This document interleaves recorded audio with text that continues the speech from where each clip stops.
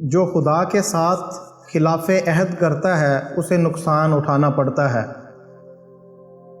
انسان لاکھ تدبیر کرے، تقدیر اسے وہیں لے جاتی ہے جہاں اس کا نصیب ہو، اور وہ خود تقدیر کے عزائم پورا کرنے کے لیے اسباب فراہم کرتا ہے۔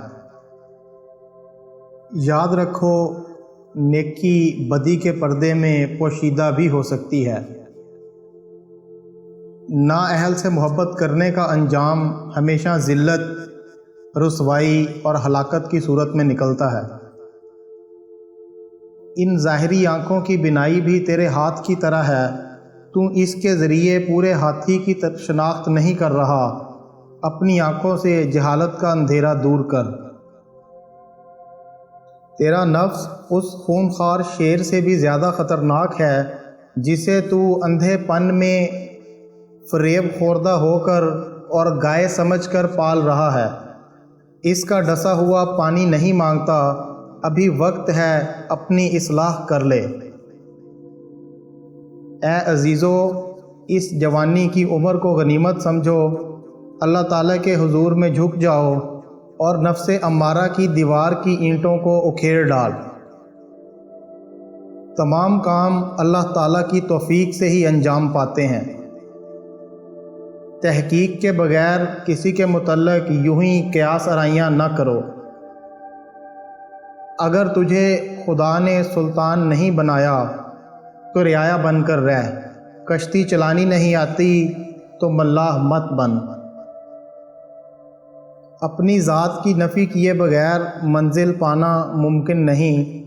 میں کہنے میں نامرادی ہے، میں کو مارے بغیر کامیابی حاصل نہیں ہو سکتی۔ دانہ مٹی میں مل کر گلے گلزار ہوتا ہے۔ جس چیز کو تم زحمت سمجھتے ہو شاید وہ تمہارے حق میں رحمت ہو۔ عقل مند دشمن بیوقوف دوست سے بہتر ہے۔ تعلیم و تربیت کے معاملے میں والدین اور اساتذہ بچوں پر جو سختی کرتے ہیں وہ بچے کے حق میں بہتر ہوتی ہے، مگر بچہ نادانی اور بے خبری کی وجہ سے اس سختی کو ظلم و ستم اور زیادتی سمجھ کر اپنے مستقبل کی راہوں کو تاریک کر لیتا ہے۔ جب وقت گزر جاتا ہے تو پھر یہ ایسی دلدل میں پھنس جاتا ہے کہ ایک پاؤں نکالتا ہے تو دوسرا پھنس جاتا ہے۔ صفیں پچھاڑنے والا شیر بننا تو آسان ہے، لیکن حقیقی شیر تو وہ ہے جو اپنے نفس امارہ کو قابو کرے اور اسے شکست دے۔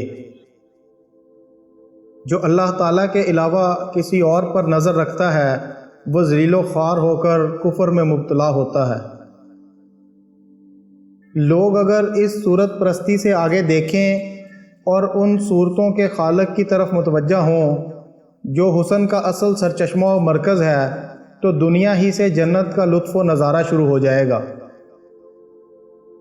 یاد رکھو، عورت ایک ایسے پھول کی طرح ہے جو بہت ہی نرم و نازک ہوتا ہے۔ اگر آپ عورت سے عزت اور محبت سے پیش آئیں گے تو وہ کھلنا شروع ہو جائے گی۔